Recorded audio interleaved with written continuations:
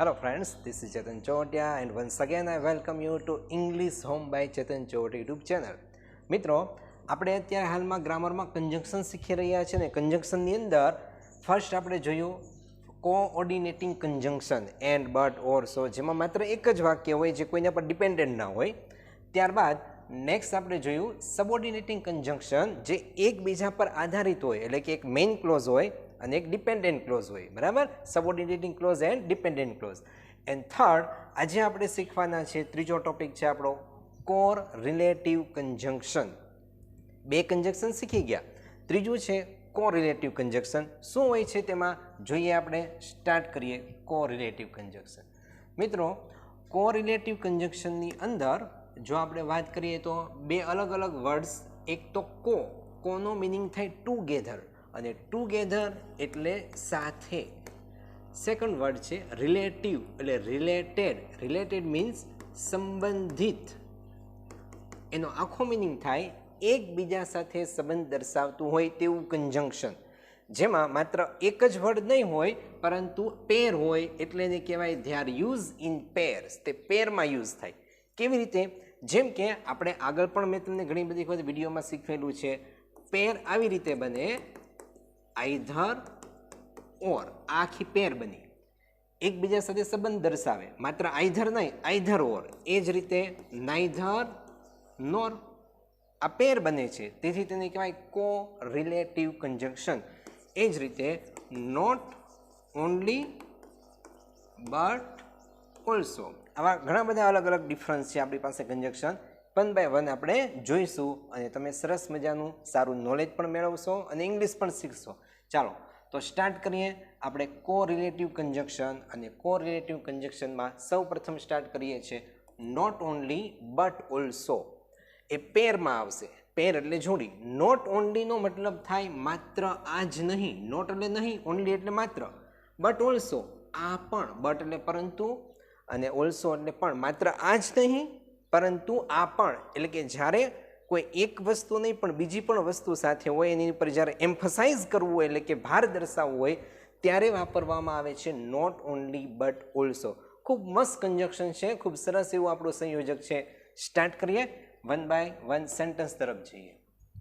હવે જ્યારે વાક્યમાં કરતા એક જ હોય એટલે કે બે વાક્ય આપ્યા હોય, કન્જંક્શન એટલે સંયોજક, બે અલગ અલગ વાક્યને જોડવાનું કામ કરે. જ્યારે વાક્યમાં એક જ કરતા આપેલો હોય એટલે બંને વાક્યમાં કરતા સેમ હોય તો એની વાક્ય રચના શું બને છે? તો સૌ પ્રથમ સબ્જેક્ટ. સબ્જેક્ટ તો હોય જ, સબ્જેક્ટ વગર તો વાક્ય નહીં આપણું હશે.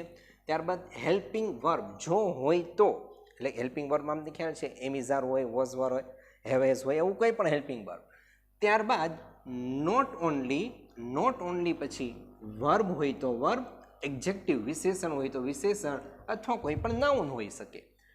નોટ ઓનલી વર્બ, એક્ઝેક્ટિવ અથવા નાઉન. ત્યારબાદ બટ ઓલ્સો, ફરી પાછું સેમ એજ વર્બ અથવા એક્ઝેક્ટિવ અથવા નાઉન. પણ ધ્યાન રાખજો અહીંયા નોટ ઓનલી પછી ગ્રામરનો જે પણ ટોપિક હશે એટલે કે નોટ ઓનલી પછી વર્બ હોય તો બટ ઓલ્સો પછી વર્બ જ આવે.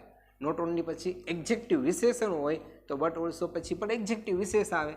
નોટ ઓનલી પછી નાઉન હોય તો બટ ઓલ્સો પછી પણ નાઉન જ આવશે, બરાબર. સેન્ટેન્સ જોઈએ એટલે ખ્યાલ આવશે. Neha is kind. નેહા દયાળુ છે. Neha is brave. નેહા બહાદુર છે. હવે અહીંયા જો બંનેમાં નેહા કરતા એક જ છે. જ્યારે વાક્યમાં કરતા એક જ હોય એટલે કે બંને વાક્યનો કરતા સેમ છે તો આપણે નોટ ઓનલી બટ ઓલ્સોથી કેવી રીતે સેન્ટેન્સ બનાવીએ? તો સેન્ટેન્સની શરૂઆત સૌ પ્રથમ સબ્જેક્ટ એટલે કે કરતાથી થશે. કરતા સેમ છે Neha.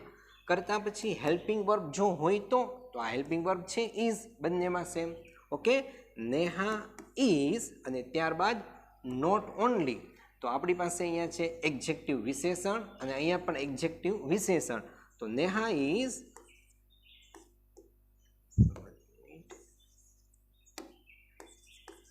not only kind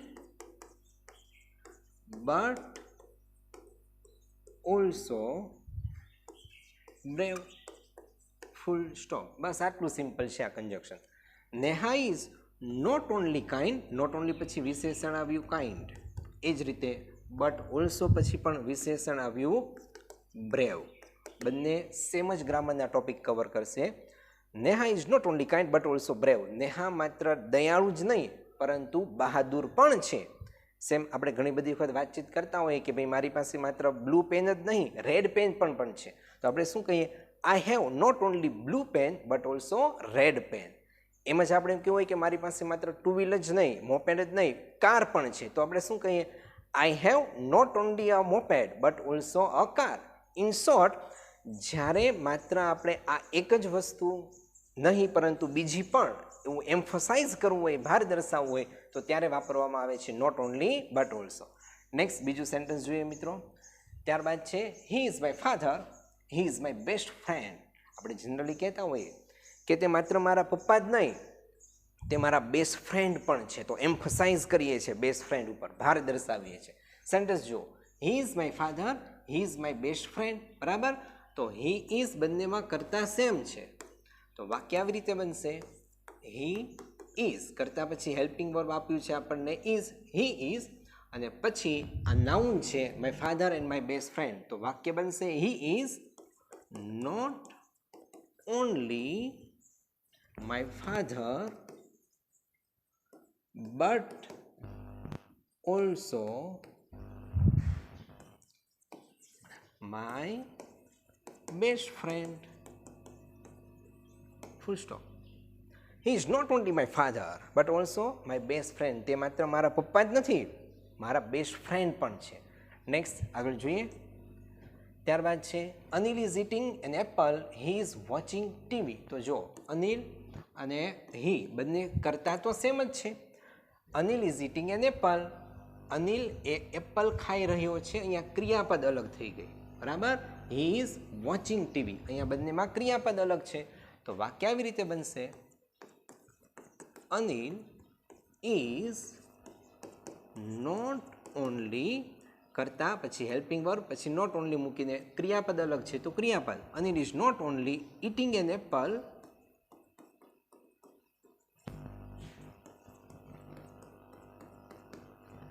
but also શું છે બીજું? Watching TV. તો but also watching TV. Full stop. બસ આટલું સિમ્પલ છે. અનિલ માત્ર એપલ ખાય છે એટલું જ નહીં પરંતુ તે ટીવી પણ જોવે છે. આટલું જ નહીં, આ પણ. નેક્સ્ટ આગળ જોઈએ. હવે જ્યારે વાક્યમાં કરતા અલગ અલગ હોય એટલે કે બંને વાક્યના સબ્જેક્ટ ડિફરન્ટ હશે. આગળ બંને જેટલા પણ વાક્ય જોઈએ બધામાં સબ્જેક્ટ સેમ હતા બંનેના. અહીંયા બંનેના સબ્જેક્ટ જે છે અલગ અલગ હોય તો શરૂઆતમાં જ મૂકી દેવાનું નોટ ઓનલી, પછી એક સબ્જેક્ટ, બટ ઓલ્સો, પછી બીજો સબ્જેક્ટ, અને પછી હેલ્પિંગ વર્બ હોય તો ત્યારબાદ વર્બ અથવા એડજેક્ટિવ અથવા નાઉન જે હોય તે. પરંતુ અહીંયા ધ્યાન એ રાખજો, સેન્ટેન્સ તમારી પાસે આઈધર ઓર હોય, નાઈધર નોર હોય કે નોટ ઓનલી બટ ઓલ્સો હોય, ત્યારે જે બીજો સેકન્ડ સબ્જેક્ટ જે હોય મિત્રો એના આધારે તમારું હેલ્પિંગ વર્બ આવે. એટલે કે પ્રથમ સબ્જેક્ટના આધારે નહીં. બરાબર? આ પ્રથમ સબ્જેક્ટ છે પરંતુ એના પછી બીજો જે સબ્જેક્ટ હોય ક્યારે? જ્યારે બંને સબ્જેક્ટ અલગ હોય ત્યારે. તો પ્રથમ કરતાં નહીં પરંતુ બીજા કરતાના આધારે તમારે હેલ્પિંગ વર્બનો ઉપયોગ કરવાનો છે. આ ધ્યાન રાખજો. સેન્ટેન્સ જોઈએ, ખ્યાલ આવશે આપણને. ચાલો. Priya is watching TV. Priya TV જોઈ રહી છે.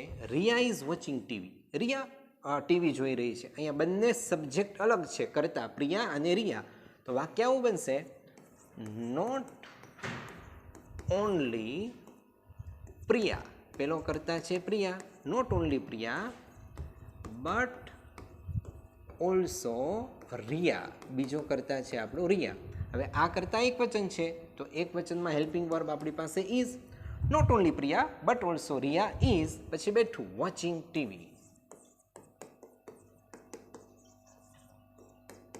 એટલે કે માત્ર પ્રિયા જ નહીં પરંતુ રિયા પણ ટીવી જોઈ રહી છે. Next. The teacher is reading, the students R reading. જો અહીંયા કરતા ધ ટીચર એક વચન છે, ધ સ્ટુડન્ટ્સ બહુવચન છે. એટલે કે બંને કરતા વાક્યના અલગ અલગ છે. તો વાક્ય આવી રીતે બનશે. નોટ ઓનલી, પેલો કરતા છે the teacher, not only the teacher but also the students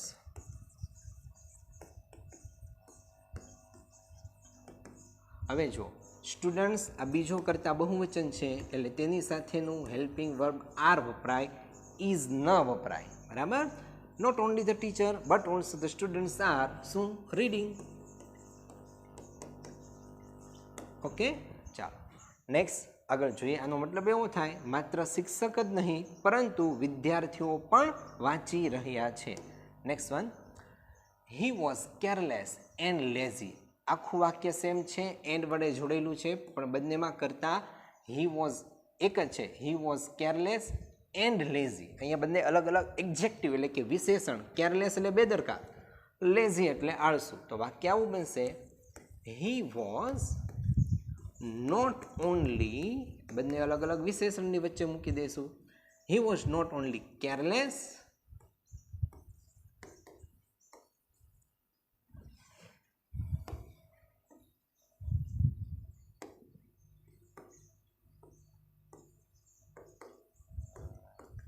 but also lazy. આનો મિનિંગ થાય he was not only careless, તે માત્ર બેદરકાર જ નહીં પરંતુ લેઝી આળસુ પણ છે. ચાલો નેક્સ્ટ આગળ વધીએ. ત્યારબાદ છે મિત્રો, I visited Canada and America. તો વાક્ય આવું બનશે, આઈ વિઝિટેડ, ક્યાં? કેનેડા અને અમેરિકા બંને નાઉન છે. I visited not only Canada but also America. Okay, મેં માત્ર કેનેડા જ નહીં પરંતુ અમેરિકાની પણ મુલાકાત લીધી. આ રીતના એન્ડ વડે વાક્ય જે હોય એને કંજક્શનમાં આપણે જોડી શકીએ. Next, he likes cocoa, he likes lassi. બંને અલગ અલગ વાક્ય છે પણ કરતા બંનેનો સેમ છે, હી. બરાબર. અહીંયા નાઉન અલગ છે, કોકો એન્ડ લસ્સી. તો વાક્ય આવું બનશે, he likes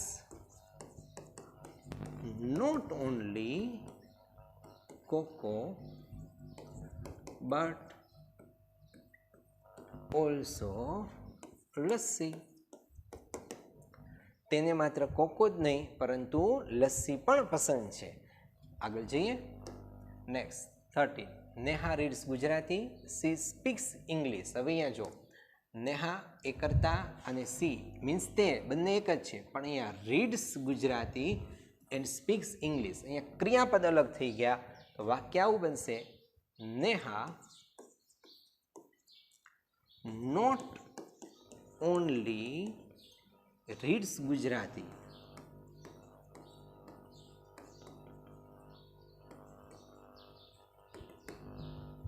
but also speaks, ક્રિયા અલગ છે, ઇંગ્લિશ. ઓકે, આ રીતનું આપણું સેન્ટેન્સ બનશે. નેક્સ્ટ મિત્રો, અહીંયા સુધીના જે સેન્ટેન્સ છે એ ક્લિયર તમારા થયા. વધારે તો હવે બીજું કશું નથી. નેક્સ્ટ પેજ ઉપર જાઓ તો એટલું જ કહી શકું, લાઈક કરી દો, શેર કરી દો અને સબસ્ક્રાઈબ કરી દો. આઈ હોપ, આશા રાખું કે ખરેખર તમને આપણો વિડીયો ગમ્યો હશે. જો ગમ્યો હોય તો ફ્રેન્ડ સર્કલમાં શેર કરી દો, જેથી એમને પણ શીખવા મળે અંગ્રેજી, એનું પણ ઇમ્પ્રૂવ થાય અંગ્રેજી, અને સારી રીતે કોઈ પણ વ્યક્તિ સાથે કોમ્યુનિકેશન કરી શકે. અને ખાસ ચેનલ સબસ્ક્રાઈબ ન કરી હોય તો સબસ્ક્રાઈબ કરી દો, જેથી જ્યારે પણ નવો વિડીયો મળે એટલે તરત જ તમારા ફોન ઉપર નોટિફિકેશન આવી જશે. Best of luck.